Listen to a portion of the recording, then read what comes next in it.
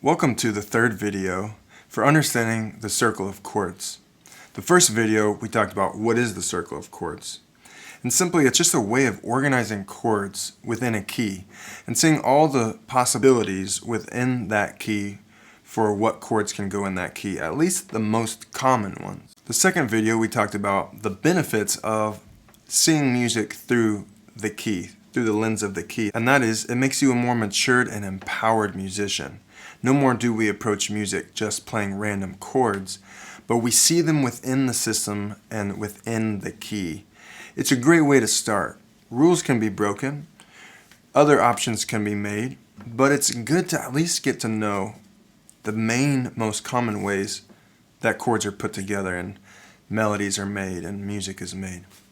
So in the third video, which is where you are right now, we're talking about the differences between the circle of chords and other systems of organizing the key.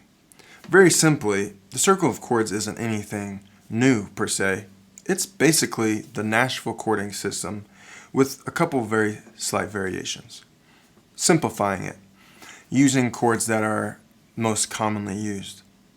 So the two other systems that I want to talk about is the circle of fifths and the Nashville Chording System, and just compare and contrast that with the circle of chords. This video is not a diss to the circle of fifths or the Nashville Chording System. In fact, it basically is those things. But just let's look at the similarities. Let's look at the circle of fifths. The circle of fifths is fantastic. It gives you a huge, broad view of relationships of notes and how chords can fit within a key. Just look at the top. You see C. To the left and right of it, you see F and also G. And then below those, you see what they might call the three other most common minor chords in the key, which would be D minor, A minor, and E minor. But what the circle of chords does is it allows you to see each chord directly in a row following the major scale that you're in. For example, key of C. At the top, you see the C chord. It's the main chord, the main key note chord. And like the Nashville Chording System and like the circle of chords, the next one is a D minor. Where things change a little bit is in the third position. I put that as a 1/3 chord. Whereas the circle of fifths, and most commonly the Nashville Chording System, puts a minor chord in that position. While the minor chord does fit in the key, the most common chord that we use is a 1/3. It's a 1 chord. It's a C chord, but E is the bass note.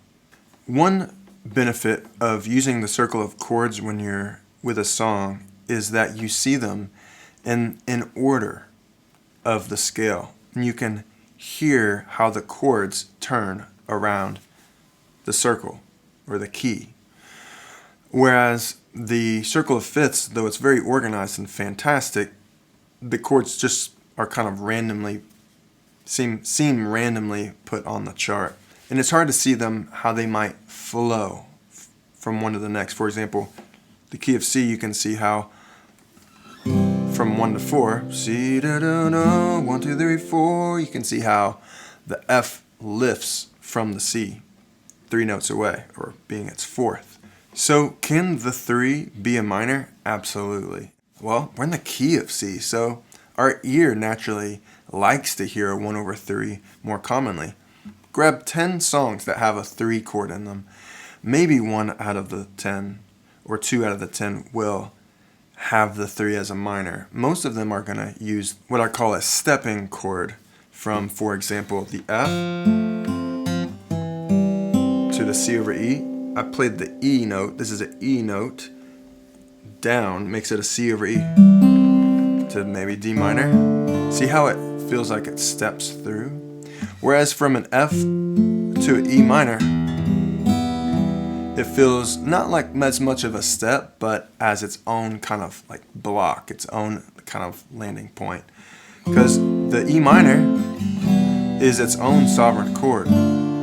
Whereas I feel like the over chords, I kind of think of them They don't really stand alone very well, but they love to be passed over on your way to one or the other. You could start on the D minor,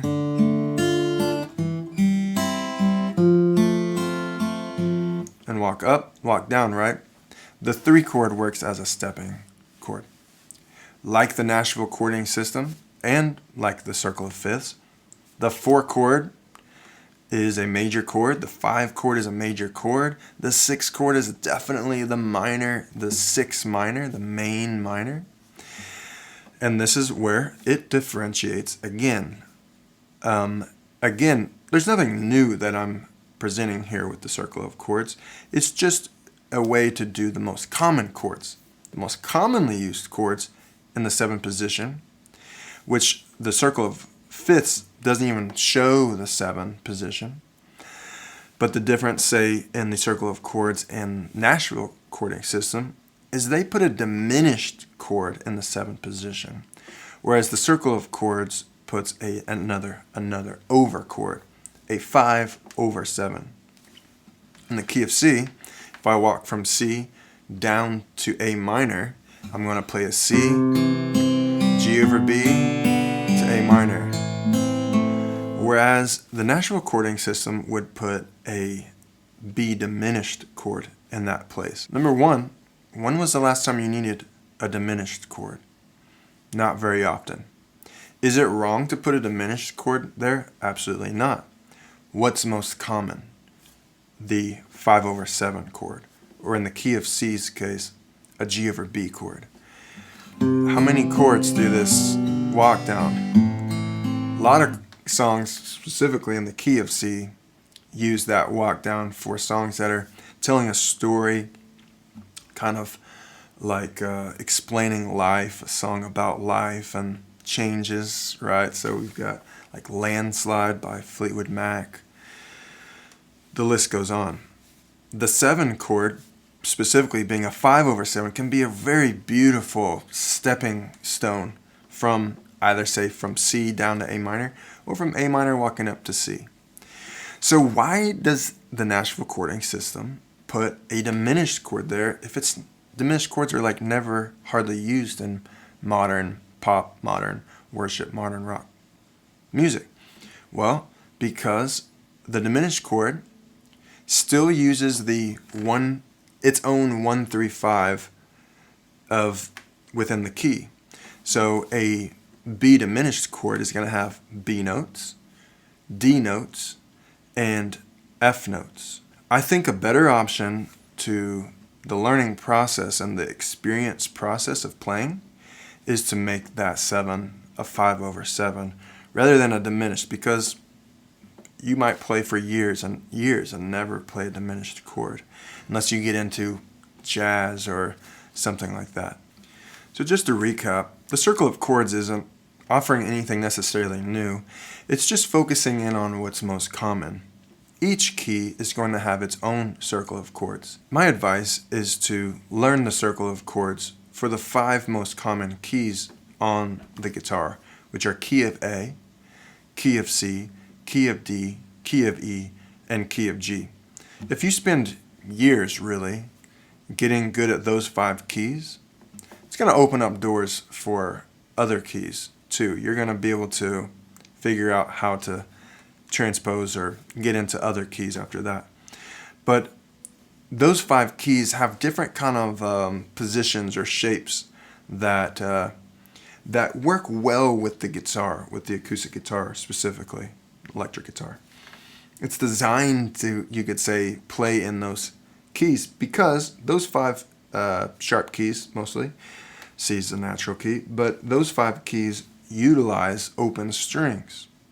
The other keys don't use open strings. You have to clamp, bar, etc., capo, to get into those weird keys like, say, B flat, or even key of F, even though that's like a normal letter, or B is a normal letter, but there's not like great open chords that easily completes the key with the keys options. So spend time studying the Nashville Chording System, which again is basically the circle of chords with the difference in the 7th position. Spend time studying the circle of fifths. It's fantastic. It's a good, big, broad overview of kind of all the options and how they kind of like fit together. It's fantastic. But I think it's good to also study the circle of chords and see how that 3 position chord, the 1/3, and the 7 position chord, the 5/7, are the most commonly used, and so you might as well get good at knowing how to play those because you're going to play them a lot. You're going to see them come up. Keep in mind, we're all kind of speaking the same language. We all just come from a different lens. I like to focus on what's most common. And so learning those numbers, which can be found in the Nashville Chording System and the Circle of Chords, is a great way to get a good view of each key. And each key is going to have its own circle of chords. So let's look at a couple examples. Let's look at the Nashville Chording System and the Circle of Chords. You'll find in the first position an A chord, number 1. Number 2, you'll find a B minor. Number 3, in the Nashville Chording System, most commonly you'll find the 3 as a 3 minor. It's a C sharp minor.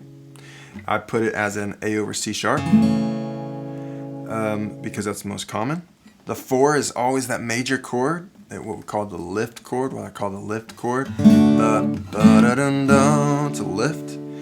The 5 is a major chord, the E. The 6 minor is an F sharp minor. Then we get to the 7. The Nashville Chording System is going to automatically put a 7 diminished, which would be a G sharp diminished chord. It's a cool chord. It's fantastic. That's a 7 to 1, a G sharp diminished to an A major. Instead of the diminished, I'm going to do the 5/7. They both nicely get you to 1. Most commonly, you'll find the 5/7. So that is kind of the just looking at the different systems, and the more empowered you are, the more you learn, the more capable you'll be as a player, and the more knowledgeable you'll come when you approach a song. And that's what you want to do. You want to be able to approach a new song feeling empowered and knowledgeable in how music works. To be able to say, oh, this song is in the key of this. I know these traditional shapes to this key, type 1 chords, what I call type 1 chords. I know, say, the type 2 chords, which are the common type shapes, like in the key of A, maybe an A add 9. Maybe for the 4, it's not just a plain D major, but a D add 9. For the E, maybe it's the E chord, maybe it's not just an E major, but an E sus4. So that's what I call type 2 chords. They are common, they're usually easy enough to make, and they add color. They're usually somewhat introductory chords. You can learn these chords, like for example in the key of G. What chords do we commonly learn? That's C add 9. That's a type 2 chord. It's not traditional, but it's common. So learn to see how those chords move around the circle and be an empowered player. Hope this helps. My name is Jacob Paul. You can go to InsideOutOnline.com. You can see the videos in an organized way. You can download a free guidebook for the guitar, levels 1, 2, and 3 will be coming. I'll be adding more videos over the next few years. I'll see you on the next video. Thank you for watching.